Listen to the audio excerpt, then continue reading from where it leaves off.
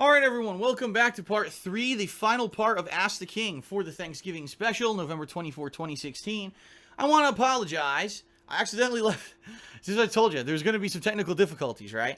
I accidentally left the capture software recording at the end of that last video, and it ended up being super long, like extra 10-15 minutes at the end of the video there, that I didn't intend on, but it's fine, it was just dead air. I'm sure you probably didn't sit there watching the freaking scrolling images go non-stop. So anyway, let's get into it, the third and final part. Before we actually start answering the final questions, this is the segment where I give a special thank you shout out to the following patrons who basically pledged a big amount. Alright, these patrons, at least $10 or more in the past couple of months.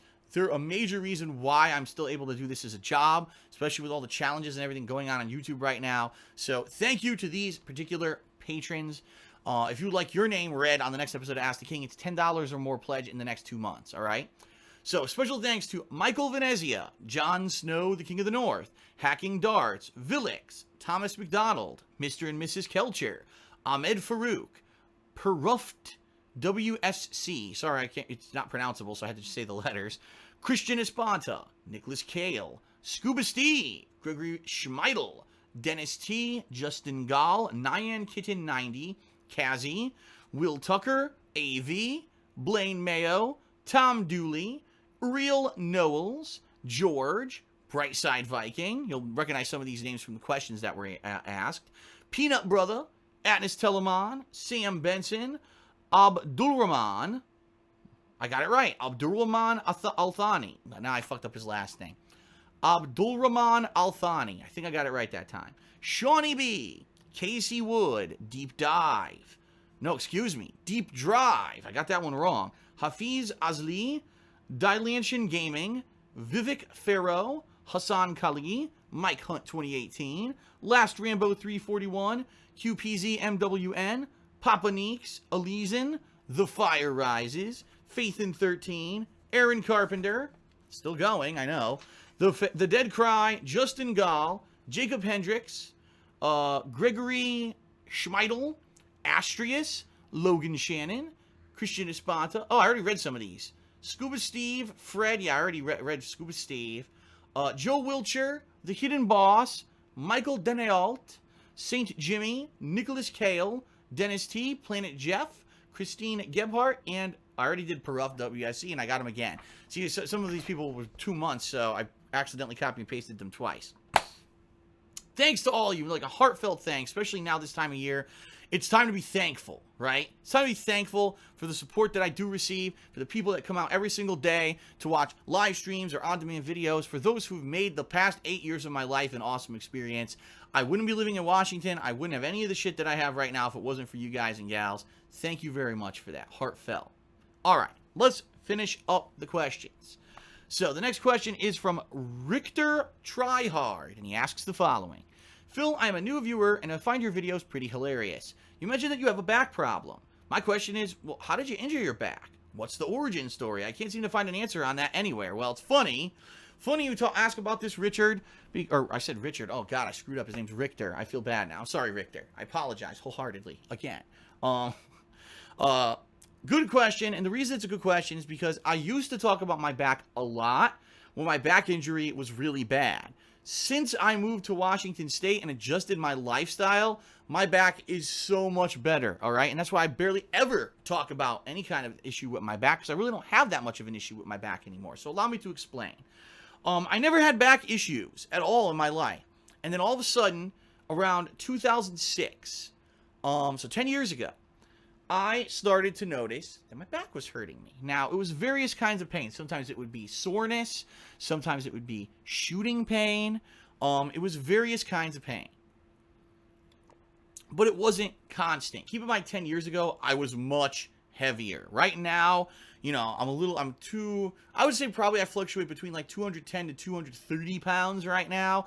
Roughly, on average, I'm usually around like 210, 215, but sometimes I fluctuate up and down dependent, you know, if I'm on vacation or whatever. It happens. But back then, oh, I mean, I was talking like I was at least 240, 250. If not, you know what I mean? I was pretty chubby. People have seen me, my early videos, when I first started on YouTube, I was like ballooned up, okay?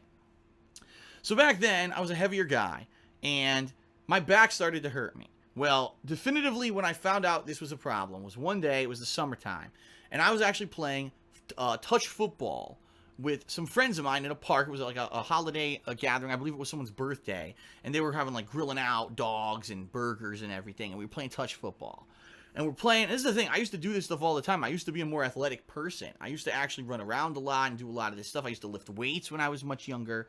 Much more athletic person than I am now. And all of a sudden, after this session of flag football, I went home, and I laid down, I said, oh my God, what happened? My back is really, really in pain.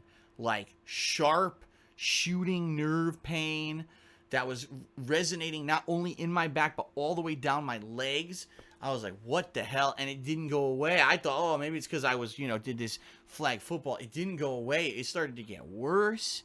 It started to nag at me. It got to the point, at one point, my legs were getting numb. Now, that is a huge negative sign that something is going on seriously wrong, okay?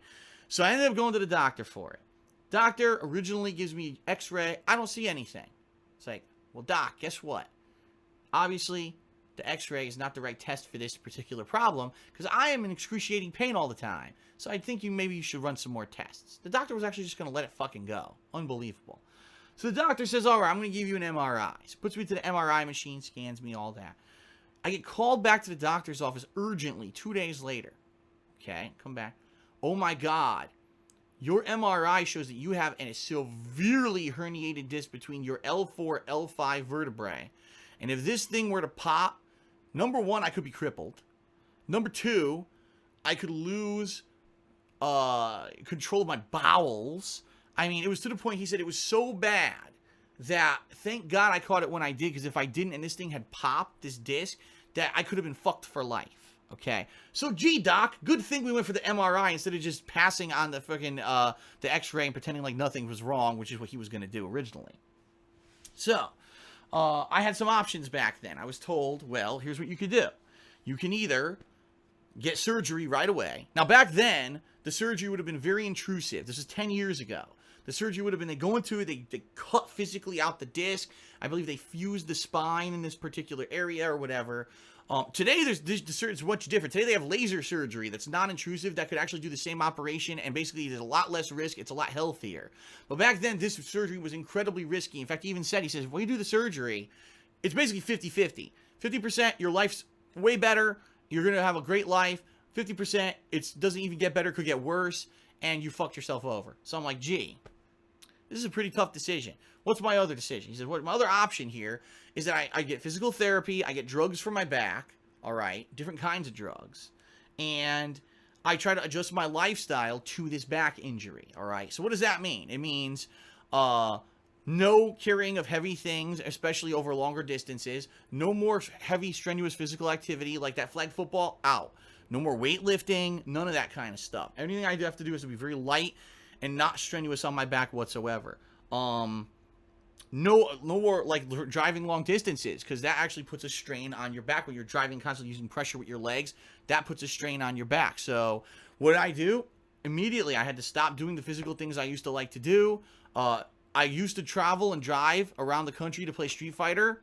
Couldn't do it anymore. That was it. I used to be everyone's ride to go to Street Fighter tournaments. Couldn't do it anymore. So all that came to an end. Stopped carrying heavy stuff. I tried to basically adjust my lifestyle to be more careful, just in case, something were to happen, I don't fall or whatever and hurt myself any further.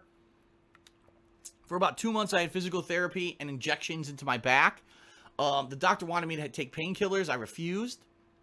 The reason I refused is because in my family, there is a history of addiction. I have a cousin who is a drug addict. I have a aunt who's an alcoholic. And there were other relatives of mine that have gotten addicted to some pretty bad stuff. And I was nervous, especially hearing, I was a big wrestling fan. I was nervous after hearing stories of people like Kurt Angle, who is an amazing athlete, goes pro wrestling, hurts his back, starts going on painkillers. Now he's fucking drugged out on them all the time and everything. Ended up getting kicked out of WWE because every time they tested the guy, he failed the drug test. And I didn't want to be like that. I didn't want to be a guy who, in order to live my life, I have to pop a pill every morning. You know what I mean? So I refused, and the doctor was like, whoa, okay, if you're sure, but initially it was not good. Initially, my back was pretty bad, and it got to the point where I was feeling shooting numbness and pain and everything. In fact, even in my early years on YouTube, you can see I still can't to this day, I can't stand still for more than a couple seconds. I have to move around, because if I don't, I feel very uncomfortable. I almost lose my balance if I just stand still. I have to keep moving constantly. For a while, it was like that. I couldn't even stand, have equilibrium. When I was on an escalator or something like that, I would feel nervous, and I almost have trouble standing on an escalator going up and down because of my back injury and the pain and everything that I would get out of it. And it sucked. A lot of people wonder, when I do gameplay, why I take breaks. Some people are like, I don't understand, Phil. This other streamer that I watch, again, comparing me to someone else, unfair comparison, right? This other streamer that I watch, they stream for 8 straight hours. They never take a break. Yeah, that's great. Well, do they have a back injury? Because if I just sit here for more than, say, half an hour at a time, even now doing Ask the King between the parts, I'm getting up and walking around. I feel incredibly uncomfortable. I get tenseness in my legs, and I get pain and stuff. So, that's the deal with my back injury. It used to be a hell of a lot worse. Now, in the meantime, what happened is I lost a lot of weight. Like I said, I used to be 240, 250. Now I'm down to, say, 210, 220. So because of that, a lot less weight on my body makes it a lot less better. You know what I mean? In addition to that, there's the fact that I've adjusted my lifestyle. I now live in a community here where I don't need to drive a lot. When I do drive, everything is within close distance. Everything, literally everything I could possibly need. Any electronics, food, any resources, fun tourism, that kind of stuff. Everything I need is right here. I don't have to go drive 10, 15 fucking miles. I could go within a few miles. Everything is within radius of me. I don't carry a lot of heavy stuff. I have a garage now, so when I go grocery shopping, we pull in. It's a quick walk, grab the bags, go right into the kitchen, put them down. It's not like it used to. When I used to live in Connecticut, I had to go to this parking lot that was way far away from my unit. A lot of times there was ice and shit on the ground. It was a nightmare. So all the adjustments I've made to my life have made it better, so that my back basically doesn't get strained. And the bottom line is, since I moved here to Washington, no lie, I think maybe twice I've had a major issue with my back. One was earlier this year. I tweaked it, and it felt a little bit of pain and numbness for a few days, and then it went away. But it used to be constant. When I was in Connecticut, it used to be constant pain. I wouldn't be able to make a video without being in pain. Playing a game, I was always in pain. And it was kind of just a thing I was getting used to. It was a part of my life. Pain was a constant companion. Now it's a lot different, okay? So it wasn't one thing that caused this back issue. It wasn't like, oh my God, I got to a car accident or I fell down. Nothing like that. It was just kind of a thing that happened over time. And it's something that I will live with. They even said, a herniated disc, you'll never fully 100% recover. My back will always be weak, and I'll always have some issues with my back. But since, 2.5 years, a pretty good run right now where I haven't had a major problem, so I'm happy about that. And that's why I don't mention it that much anymore, because it's not really that much of an issue anymore. All right, next question is from Chris. I've been a viewer of yours since late 2013, and I loved your content. I know you like playing retro games. I'm wondering, will you ever get the NES Classic? It has 30 of Nintendo's best games. I think you could do some awesome playthroughs. It would be great for a Patreon goal, too. I was going to get an NES Classic. I actually had it as part of my plan for this year. But two things happened. Number one, it became the hottest selling item of this holiday season. It's sold out everywhere, and no one can get it. It's sold out massively, back-ordered on Amazon and everywhere. No one has it anymore. And number two, my business right now, with the way it's going, a frivolous $60 purchase for something that I really don't need, probably was not a good idea. Here's the thing, what I mean by that. All the games on the NES Classic you can play right now. They're all on the internet. You can emulate them on a PC. And it's, you don't need to go re-buy these fucking games. These games have been for free on the internet. Now, a lot of people will say, oh, but that's pirating and everything. And I agree. I disagree with pirating stuff. But the bottom line is, these games are so old. Nintendo reselling them at this point is a fucking joke. I mean, really? You're going to resell the original Zelda again? How many fucking times have you resold that game on fucking emulated on the fucking, the Game Boy Advance, and then on the fucking 3DS? They just keep reselling the same game over and over for $1 bajillion of fucking profit. The bottom line is, the NES Classic is a nice collector's item. It is. But, that being said, I don't think it's anything that has any kind of intrinsic value. It's a collector's item. It's not, you don't need it. You can play those games anyway. Right now, you could go to a used game store and for less than $60, probably pick up all the games that are in the NES Classic right now and buy them and bring them home if you had a working NES and play them. So, in that regard, I think that it's real. The $60 you're paying is because you want a collectible NES, looks like an NES, and whatever. That's what it is. It's not because you're playing 30 NES games. But anyway, if anyone ever wanted to see classic NES games, I could do it. You know what I mean? I own a lot of them. I get emulated versions, but over the years, not really many requests. And I realized I played a lot of them, too. I played games like the Super Mario, classic Super Marios, and stuff like that. So, okay. Next question is from Industrial Gamer. He says, hey, Phil, what's your opinion on the recent decision by Bethesda to purposely not give game reviewers early copies of their games so they can release their reviews on or before the release date of the actual product's release? Recently, they did this with Dishonored 2, which is why the reviewers have just recently started posting up full reviews of it. Do you think this will stop reviewers from rushing through the game to review the game as quickly as possible, or do you think it's inadvertently a slap in the consumer's face? Thank you for your time. Listen, this is a double-edged sword, and a lot of people have had a lot of opinionated things to say about this. Here's the deal. The way the model works right now is that a lot of these game developers give advanced copies of their games before they're available for purchase for the common person. They'll give a copy of the game to game media, so we're talking, magazines, internet, websites, stuff like that. They'll give it to YouTubers and other people who they deem have some kind of an influence, and they say, here's our game in advance. You can play the game, and then usually they put restrictions. You can't release this kind of footage until this date. You can't release your review until this date, because we don't want too much to be spoiled or too much to be known about the game until a certain date. So it's kind of like hand in hand. You're given a game in advance for free, but then you have to adhere by what their criteria are for what material you can and can't release on certain dates, okay? The reason that this process is like this is because back in the day, and this is the truth, God's honest truth, back in the day, there was no internet.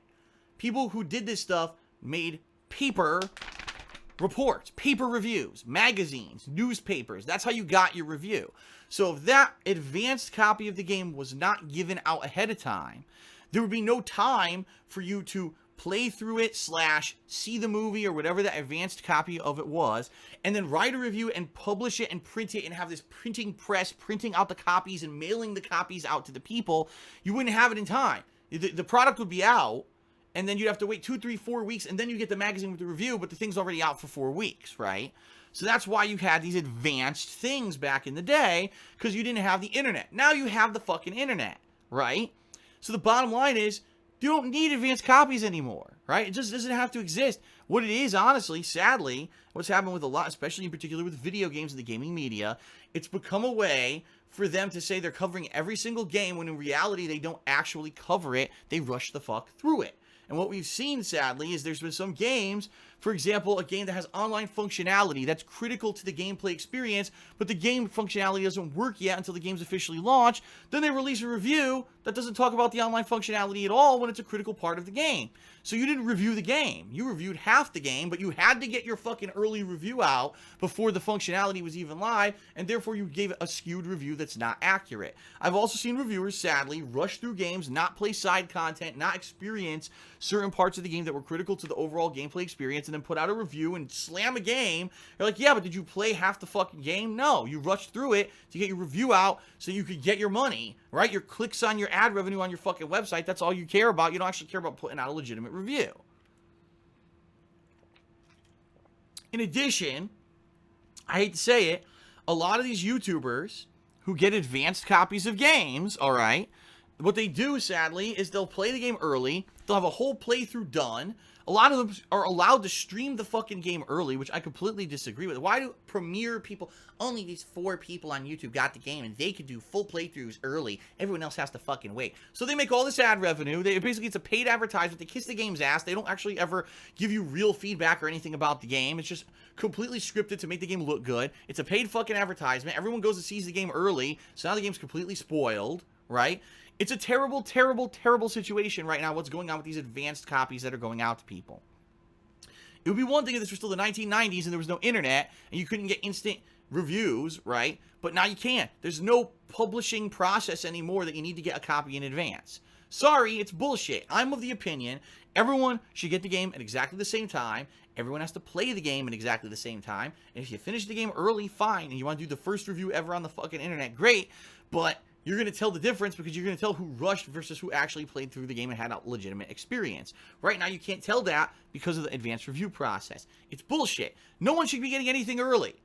It's this simple. Consumer, be smarter. Don't rush out and buy everything at release just because it's the hot new hyped release. Wait a few fucking days. If you don't have the expendable money to go be dropping $60 on every new release and have a risk that maybe it's not a good game or it was overhyped, then don't fucking do it. Save the money. Wait a few days for people who buy the game, legitimately play it, and they can show you their legitimate playthrough. That's really a real playthrough, not a fucking paid advertisement. They could put out a quality review for you that's honest because they don't work for some fucking company. They're not getting paid to promote the game. Instead, they're making an honest review. And then you can know whether or not the game's fucking good or not. Stop running out and buying every fucking game just because it's new and it's hyped and you buy into the hype machine. That's the bottom line. If the consumer were smarter, we wouldn't be in this fucking situation. But the consumer wants to be lazy and lay back, oh, well, I shouldn't have to do any research or be smart at all. If I earn my dollar and I go throw it at a game, that game better be good no matter what. And I disagree there. I think the consumer has to be a lot fucking wiser, all right? But what Bethesda has done, they've come out and they're taking a stance. They say, no, we're not putting out advanced copies of our games ever again. We will put out the game like the same day or one day ahead of when it releases. And, you know, tough titties, if you don't like that, this is our new policy. I think what's happened is Bethesda feels that there have been some reviewers that are dishonest, that go out there and they put out reviews that are rushed or they're not accurate because they're just trying to reach a deadline or be the first one to have that review on the internet so you get those ad revenue fucking clicks on their website or whatever it is, right? And I kind of agree. I can't believe how ridiculously bad of a job a lot of the times the mainstream gaming media does when they review some of these games. I read the reviews, I'm like, did they play the fucking game? Like, really? Or the best part about it, you'll read a review, it'll say one thing, and then the score is completely different. So the review says this game has 10 flaws, but because it's the new popular FPS that's been hyped for months, 9 out of 10. What? How is the score not in line with the fucking review? And this happens all the time. So enough with that bullshit. Bethesda doesn't like this and says, fuck that. We're not going to give advanced copies. Now, there's all this controversy. The media's pissed at this because now they can't get their reviews out early and they're going to have to rush to get the games finished quick so you get their fucking review out to get their ad revenue clicks instead of worrying of actually putting out a legitimate review and having any kind of transparency or decency or quality of a fucking review. They got to get it out quick to get their ad revenue clicks, right? Because that's really what matters. You know, and the YouTubers now, oh my god, I'm not going to get the game in advance. I'm not going to be able to do my big advanced exclusive playthrough and paid advertisement and make tens of thousands of dollars. Oh no, I actually have to do something with talent now. And it's like, it's just a fucked up system. It is. So there's all this backlash. Now really, the only people who really could have a legitimate reason to have backlash for this announcement by Bethesda is the consumer themselves. Because the consumer wants to know on release day if the game's worth their money or not. So if I can't read that advanced review on release day, right, I can't go buy the game on release day and know whether or not it's a game that I'm going to like. Then wait. That's the bottom line. Just fucking wait. Stop being such a tool to this fucking commercial system where just because there was an ad on TV that said Destiny is going to be a groundbreaking, life-changing fucking experience, you don't rush out and buy Destiny on day fucking 1 because the fucking ad ran on TV when you were watching wrestling. Instead, use your fucking noodle and don't run out and give them your money until you know the game's good. Wait a few days. Wait for reviews to come out. Then you'll know if it's good. Then you know to buy it or not. But that's what it is. It's the same as the Nintendo mentality. It's the same as this Apple mentality. I have to buy all the hype games right away so I can feel like I'm special and I'm in this elitist group of people who can all schmooze with everyone else who's in on the big hype games, right? And I got the game on launch and now there's all this hype around it. I got to be part of that. Stop it. If you don't want to be ripped off, stop it. Don't be like that. Don't be a tool. Don't be a cog in their fucking stupid marketing system. Don't buy into the bullshit. Just fucking wait. If a Bethesda game's coming out and you're unsure whether or not it's a game you're going to like, wait a few days. I mean, look at Dishonored 2, right? Everyone was on the fence about this game. I played it. I started on Friday. I finished it by Monday. I really enjoyed the game. Yeah, it had some technical flaws, but overall the game was pretty good, and I gave it a pretty decent rating, and I think that people would enjoy the game. and that's legitimate. I didn't get paid to fucking make that review. I didn't get the game in advance and rush the review out. It was done in a timely manner, and you didn't have to wait too long. My review came out Monday. The game was out Friday, so you had to wait 3 fucking days to know whether or not you want to buy the game. Is that so much to ask from the basic consumer to not run out and immediately shove your money into someone's fucking hand for a new game just because it's new?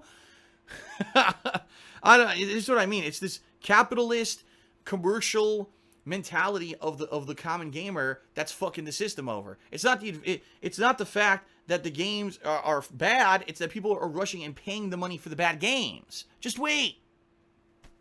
So there you have it. I agree with the Bethesda practice, and more power to them. I wish that every game developer would stop giving advanced copies to people who are just going to frivolously fucking take advantage and either do a paid advertisement that's completely dishonest or give you a terrible fucking review. Just let everyone do it for themselves. The bottom line is, the gaming media really isn't as important as it's cracked up to be. They're only supported by this crazy ad revenue from these game advertisement companies. They don't really need to exist. They really don't anymore. You got YouTube.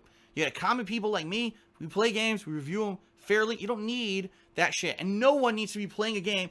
Oh, I got exclusive access to Metal Gear Solid 5, and I get to play it. Only me. I get to play it on stream. Everyone else has to wait. What? Fuck you. Why the fuck are you so special? Get the fuck out of here. All right. Next question. Hold on. Oh, okay. We're on to the final page of questions. This one is from Barack Obama. And he says, Phil, huge fan. In Japan, they have some of the most advanced trains in the world that can reach speeds of up to 300 miles per hour. Meanwhile, here in America, our trains can barely break 70 miles per hour and are very old and outdated. I'm wondering why you think this is, as America has a much bigger economy than Japan and absolutely has the means to make a much better rail system than Japan, but for some reason has failed to even make a rail system that is acceptable by modern standards, much less state-of-the-art. Wow, it's an intellectual question, and I have 2 perfectly intellectual answers for you, all right? The first answer is very matter-of-fact common knowledge. America is much bigger than Japan. Japan, in comparison to America, is tiny. There are states in America that I believe are larger than frickin' Japan, okay? So, in that regard, trains in Japan could literally get you all around the country pretty effectively because it's a smaller island and it's not a lot of landmass, so the trains are much more effective at getting from point A to point B and covering all the major areas. To get from a train from, say, the east coast of the United States to Texas and the southern United States would take like a week. You know what I mean? To get a train from here, Seattle, to say maybe down to Oregon. You know, there's why can't I remember the name now? Oh God, there's this big touristy area down there, and I can't remember. Oh my God, or whatever. It doesn't matter. To get to the touristy area, just 1 or 2 states could take several hours. Leanna used to go from Pennsylvania to Connecticut. We're only a few states away from each other. It takes like 4 fucking hours or longer sometimes. It's just a matter of moving people across longer distances because we're a much bigger country, okay? So trains exist, but primarily trains are used for more short-term travel. People who are commuting to and from work, people who are just trying to go one state over or whatever, because we realize how long it takes, all right? So number 1, train travel is not really the primary means of travel. We mostly fly if we need to go longer distances. That's become the primary way to go a longer distance in the United States of America. Yeah, we have buses, we have trains, but really flying is the way to go if you want to get really longer distances because it's quicker and we have a longer landmass to cover to get from point A to point B, all right? Number 2, now this one is the one that most people won't know. In Japan, all that infrastructure is owned by the government. The Japanese government owns the transportation infrastructure, they own the internet infrastructure, they own all the infrastructure. Therefore, the government can make sweeping rulings about this kind of stuff. For example, in Japan right now, in most of the urban areas in Japan, they have insanely good internet. They have the best internet in the fucking world. You could play video games lag-free. I'm not even kidding. In fact, everyone complained about Street Fighter 4 in Japan, or not, excuse me, outside of Japan. Everyone said, why does Street Fighter 4 lag? I don't understand. I try to play this game and there's all this delay. Street Fighter 4 in Japan was flawless. You could play like someone was sitting next to you on your couch. No lag, because their internet is owned by the government and maintained by the government and regulated by the government. And the government basically said, we want good internet in our country, and they taxed the fucking people, and then they went out and put good internet everywhere, all right? Same thing with the trains. They said, wow, we need a great transportation structure in Japan, and we know we're a smaller landmass than most other countries, so trains, let's make incredible bullet trains that'll fly you from point A to point B in a short period of time, and are incredibly efficient, and that way we don't need to have planes constantly flying all over the fucking place. We'll have trains that'll take you everywhere. And the government took care of it, right? They own the infrastructure, they built it, they taxed the people, and then they made this useful thing. In America, everything's about competition because we have the free market, we have commercialism, we have all this competitive nature when it comes to corporations and everything. So in America, we don't just have one train company, we have Metro North, we have Amtrak, we have all these commercial freight lines, we have a million different companies all using the same tracks, right? And it basically makes it all this problems because the government can't regulate it to say you must do this or that. And what we've seen in the past few years, this is absolutely true. Trains derailing, trains crashing, people getting hurt because the industry has fallen into disrepair, and it's all about this instead of actually improving the country and making life better for the people that live here. So our government is so busy dealing with bullshit, they don't deal with these common issues that if it actually happened, let's say the government owned the train system. I fully believe we'd have bullet trains going across the country, but they don't. And these other companies don't want to spend that kind of investment capital and all of that to put it in to improve our train technology. Now, there's also pitfalls. If the government owned the train system, then they could also regulate it. Same thing with internet. If our government owned our internet and put out great infrastructure, everyone's internet's great, but now they could say, well, time to censor the internet. We don't want anyone reading those communist countries' websites, because that could put that thought into our people's heads and they could censor it. Or they could say, oh, we want to be sure that people don't use more than this amount of bandwidth, because then the internet will be blown up and, you know, whatever, and then they could limit bandwidth for everyone. So that's why people don't actually here want the government to own. We want less government control on things because we're afraid of government regulation that'll severely limit what we can do with our freedom of stuff like that. But there's pros and cons. There's people on both sides of the fence from different political parties who believe different things. I personally don't have a overall belief because I haven't done enough research into it. But that's the deal, is that because we have all this free market competition, it doesn't have the ability to do like a widespread improvement of something like our transportation or our internet or anything like that, which Japan has done. All right, let's keep going. Let's wind down and finish up. From Mighty Sandwich, he says, here's a fighting game question. What are your top 3 favorite combos of all time? They don't even necessarily have to be combos you can perform, but which ones stick out in your mind as being particularly impressive? I guess we'll exclude infinites as they tend to devolve into loops, but if you think there's an infinite especially worthy of recognition, go ahead and throw it in. For me, ultimately, the biggest combo that I'll always think of, the one that I've gone to the most in every fighting game ever, is Ryu in any fucking fighting game. Cross up, medium kick, low medium punch, low medium kick, fireball. This is the bread and butter staple combo that works with Ryu in almost every game he's ever been in, with some exception. One of them actually being fucking Street Fighter 5, if you can believe it, because they're fucking retarded and they don't realize, oh, the combo that's always worked for Ryu, let's take it out because we're retards. But yeah, it's a combo that you can rely on. It takes skill. It's not a combo you can just do. You actually have to practice it to get the timing down, because to link the actual low-medium punch into the low-medium kick, you have to time it and buffer it properly. It's not just like you dial a combo. Like some of these games, you can just go tick, tick, tick, tick, tick, tick, and a 6-hit combo comes out. It's not like that. You have to actually time the button presses properly. And some games, you could super cancel out of that combo, right? Or instead of the fireball, you do a super fireball. And it's really useful. It's bread and butter basic. If you could do the combo, it means that you're on your way to learning advanced strategies in fighting games. That's why I like that combo. Another combo that I really like is from Super Street Fighter 2 Turbo. Balrog, the boxer, okay, actually has the ability, if you do it right, to do meaty jump-ins, either with a medium kick or heavy kick, 2 low-medium punches into a dashing low punch. Almost no one uses this combo, because a lot of people didn't realize you could even do it. The timing is incredibly strict, and half the time, if you don't do it properly, you won't get the dashing punch to buffer off the second medium punch.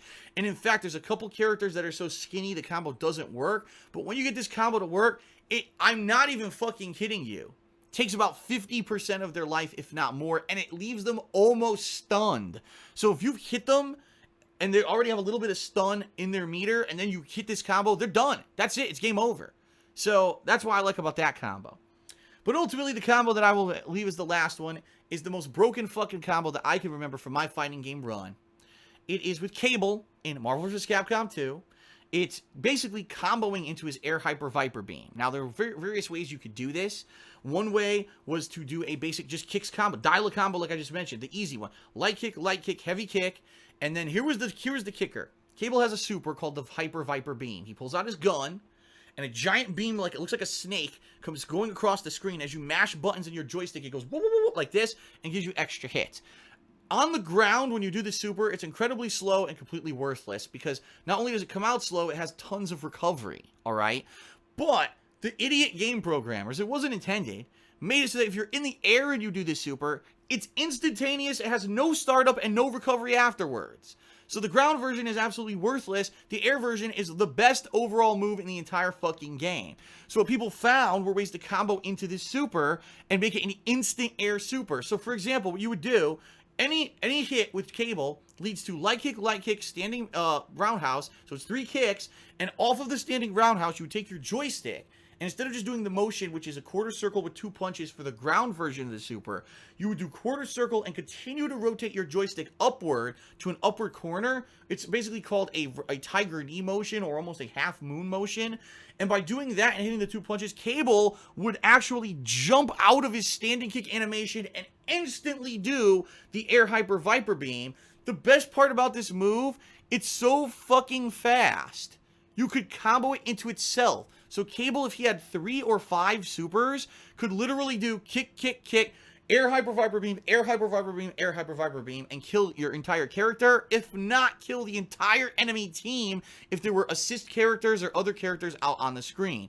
Now, other variations of this combo were found. For example, you could just do jumping light punch into jumping heavy punch, which was a gunshot. It knocks the opponent back, and then you could cancel that into the Air Hyper Viper Beam, leading again to 4 or 5 supers comboing into each other and losing a character instantly. So Cable actually was a terrible character, except for the Air Hyper Viper Beam, and because of that, he became one of the best characters in the fucking game, and that combo into Air Hyper Viper Beam became one of the most broken things ever in fighting game history.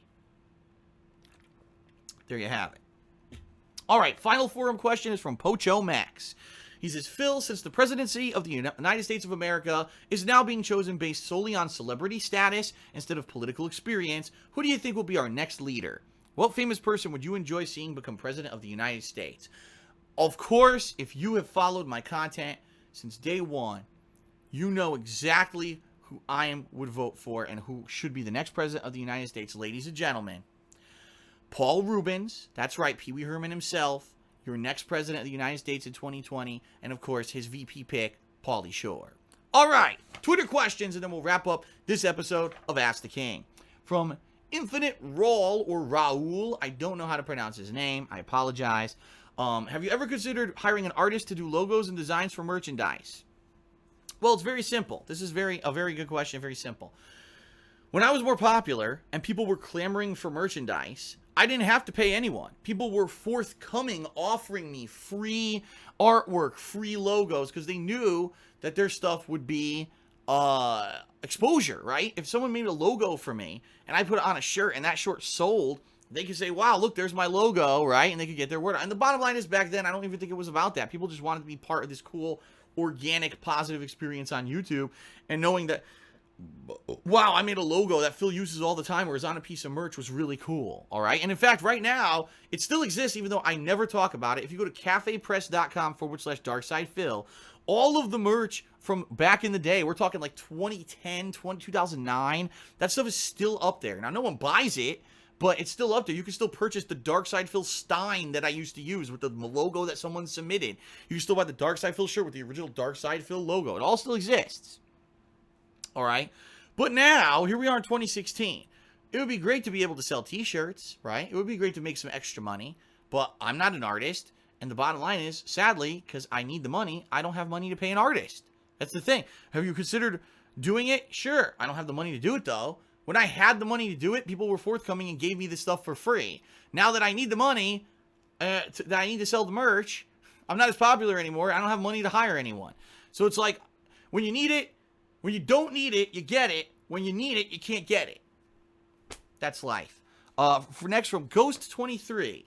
3 best Call of Duty single-player campaigns, please. All right. Number 3, Modern Warfare 2. Number 2, Infinite Warfare. Yes, Infinite Warfare's campaign this year was the second best ever Call of Duty campaign in my opinion. And of course, number 1, this will come to no surprise, Modern Warfare 1. There you go. From Dark09, he says, Phil, if you won $1 billion, what would you do with the money? Or would you could still continue to make YouTube videos? Here's my answer. Now, first of all, I would immediately pay about half of it to taxes, because that's exactly what would happen. The government would take half my fucking money, because you know they're going to do a good job with that $500 million they take from me. I would immediately, and I'm not exaggerating, if I won that much money, I would immediately donate half of it to charity. Now, it may take a while to figure out what charities I think are worthy, but I would immediately donate half of that to charity, okay? Because I don't need that much. That's insane. That's ridiculous. Then, with the rest of the money, I would pay off all my debts. I would pay off this house. I would pay off the condo in Connecticut. I would pay off all of my credit card debt. I would pay off any debts that my parents have and any kind of medical bills and stuff that they have. I would immediately pay off. Probably Leanna and anything with her family who they need help, I would pay all them off. And then what I would probably do is a few things. First of all, I would definitely want to start a business outside of YouTube. A brick and mortar business somewhere, and I would probably try to hire professional experts, whether it's a restaurant or something else, just so that I'm not always reliant on YouTube, all right? And now you're saying, well, if you have millions of dollars, you don't need to work. What are you talking about? True, but the thing is, to not blow all your money, you also need to have some kind of income. And so what I would want to do is have maybe a series of successful businesses that are running, that are bringing in income so that there's always consistent income, right?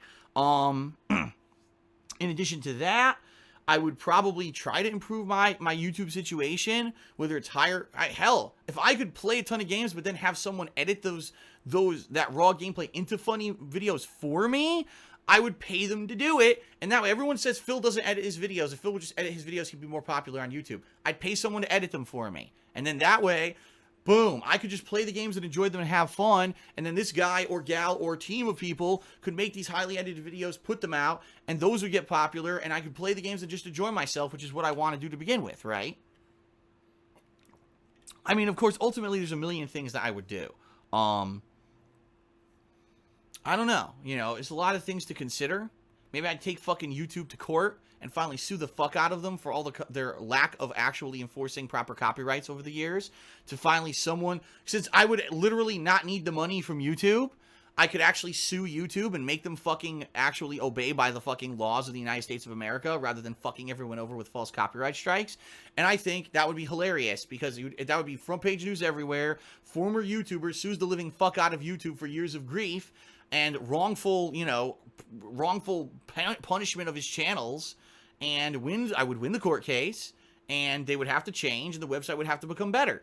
And Google would finally maybe realize they're not fucking smarter than everyone. Just saying. I don't know, there's a million things that I could think of that I could use the money for, obviously. But would I stop making videos for YouTube? Not if I could help it. Because here's the thing. Even though this is my job, this is also my hobby. This is also what I like to do. I love the interaction. I love sharing. I love this 8-year odyssey. It really has been an odyssey of my life. For 8 years, I've been doing YouTube, and I've been sharing this stuff with everyone. And I wouldn't give that away. I love that every day I can wake up, I can read on social media about a bunch of stuff going on. I can talk with people. I can share my opinions. People care about my opinions. People want to see me enjoy games. They're looking for my reviews. That's an awesome freaking feeling. And I wouldn't give it up. Even if I was filthy rich right now, sure, the frequency of videos, the amount of videos I'm putting out would definitely reduce. But, because I definitely have to put time and effort towards other things. But, I would still want to play certain big new releases and share them with everyone like I always have. I probably would branch out and do more style of videos that I don't do, more highly edited stuff. I might do more just talking about politics and world news and stuff like that, because I'm not dependent on how much money it makes or how popular it gets. It would be pretty interesting. Let's put it that way. There you have it. From the Jackhammer 43. Have you ever thought that life would be... Boy, I screwed that up. Have you ever thought what life would be like if you never chose to do YouTube as a full-time job? What it was like before, which wasn't very great. I was in an office job where I was being underappreciated and underpaid for the amount of work and effort and go-gettedness that I was putting into the job. I really didn't have a lot of social interaction with many people outside of my little bubble of Street Fighter players who I hung out with. I had a very unhealthy lifestyle back then. I ate way worse than I do now and everything. So, I mean, I don't even know. I definitely would probably still be stuck in Connecticut because I doubt I would have ever made enough money to move out of Connecticut. I would have been stuck there. I don't know. Life probably would have been very different. Probably I still would have fallen out of love with Street Fighter like I already have. So more than likely, I probably wouldn't even have contact again with all my Street Fighter friends or whatever, kind of like what's happened now. So, I don't know, but the thing is, I'm one of those people that prefers not to reminisce on, oh, what could have been. Look at what this great thing that could have been, or this different thing that could have been. There's no reason to, because they're not. They're not. They don't exist. There's no reason to track parallel timelines and what if scenarios when those things can never happen, right? All right, 2 more questions. One from Carl's Cody asks, favorite holiday tradition? I mean, there's a lot of good ones. I just trimmed my tree yesterday, my Christmas tree. I love doing that. I love the Christmas season, the holiday season. Today we're having our Thanksgiving dinner. That's a big one.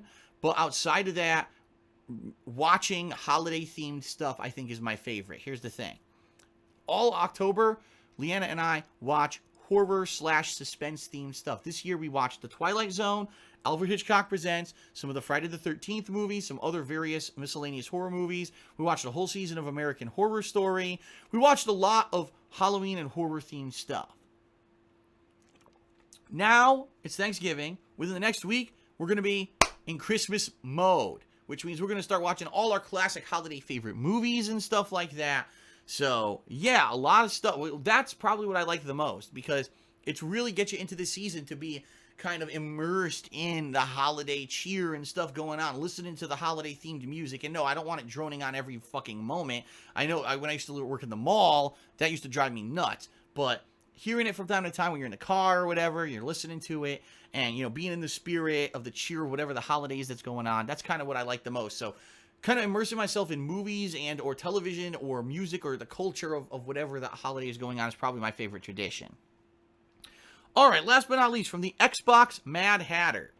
He says, Phil, I have a question. Were you still considering upgrading to a 4K television in 2017? Well, here's the deal.